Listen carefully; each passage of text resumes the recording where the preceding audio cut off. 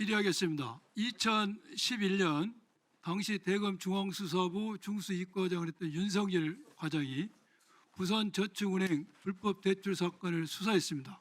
그 과정에서 대장동 초기 사업자인 이강길에게 부정 대출을 해주고 그 수수료로 10억 3천을 받았다는 조우영에 대해서 수사를 하지 않았습니다. 그런데 4년 후에 2015년에 조우영은 수원지검에서 10억 3천 리베이트를 받은 걸로 구속이 됐습니다. 그래서 세간의 쟁점이 됐습니다. 윤석열 중수이과장은 모르고 조우영이가 리베이트 받은 사실을 몰라서 당시 수사를 안 한 것이냐, 아니면은 알면서도 박영수 변호사의 부탁을 받고 수사를 안 한 것이냐가 쟁점이 됐습니다. 이것에 대해서 많은 인터뷰도 있었습니다. 김만배 신앙님의 녹취 파일이 있었고, 이강길과 경향신문 기자의 녹취 파일이 있었고, 조우영의 친척과 사촌 형이라는 사람의 인터뷰도 있습니다. 이 인터뷰들은 윤석열 과장이 알면서도 수사를 무마했다는 것을 그런 취지의 내용이었습니다. 증인은 수사를 하면서 일어난 것은 모두 다 배척했습니다. 그런데 윤석열 당시 수사가 시작이 되기 전에 조우영이가 박영수 변호사 사무실과 맺은 법률 자문계약이 있습니다. 한번 보시죠. PPT에. 수사 개시된 법률 자문계약을 맺는데 처음에는 수수료를 4천에서 5천만 원 정도 자문계약을 맺었습니다. 형식만 자문계약이지 실질은 변론입니다. 그런데 그 후에 조우영이가 검찰에 가서 조사를 받았던 내용을 이야기합니다. 이것은 증인이 작성한 명예훼손 사건의 3차 피신에 나온 내용입니다. 조우영이가 2011년에 대검 중수를 갔다. 몇 번? 5번을 갔는데 4번은 박아무개의 알선 수재의 돈 신부는 참고인으로 조사를 받았고, 5번째 갔더니 검사가 커피 타주고 면담하고 집에 가서 왔다라고 조서에 기재됐어요.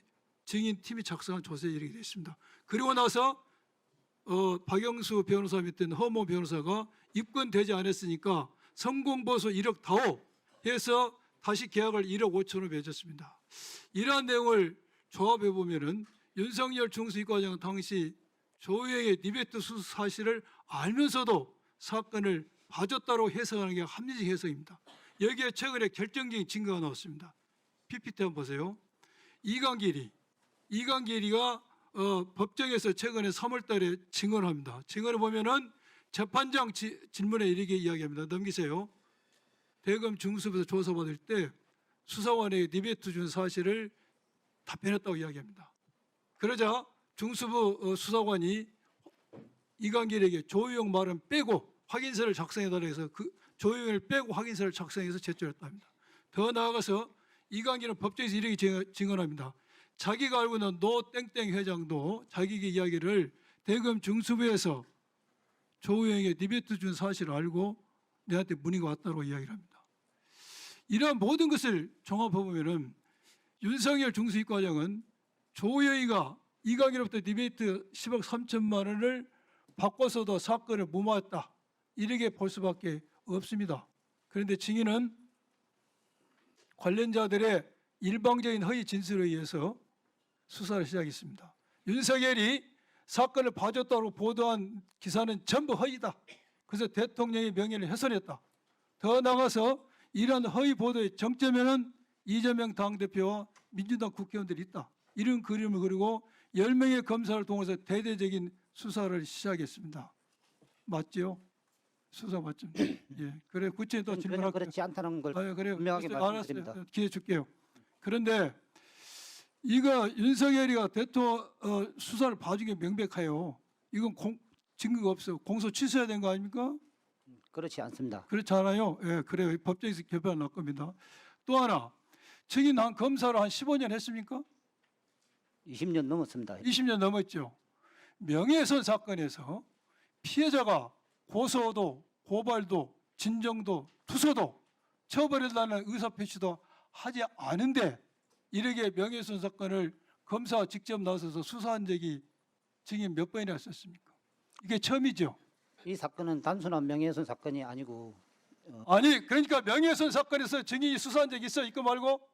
저는 수사 오래 했습니다. 나 검사 작업에서 명예훼손 사건에서 피해자가 고소, 고발, 진정, 투서, 처벌에다 의사 표시하는데 스스로 나서서 나 수사한 적 한 번도 없고 그리고 수사했다는 말을 들어본 적도 없고 본 적도 없어요. 이것은 그야말로 검찰 조직이 윤석열의 사유물이 된 결정적인 사건입니다. 윤석열의 심기 경호를 위해서 검찰 조직이 흥신소로 전락했어. 윤석열의 하차업체로 전락한 겁니다.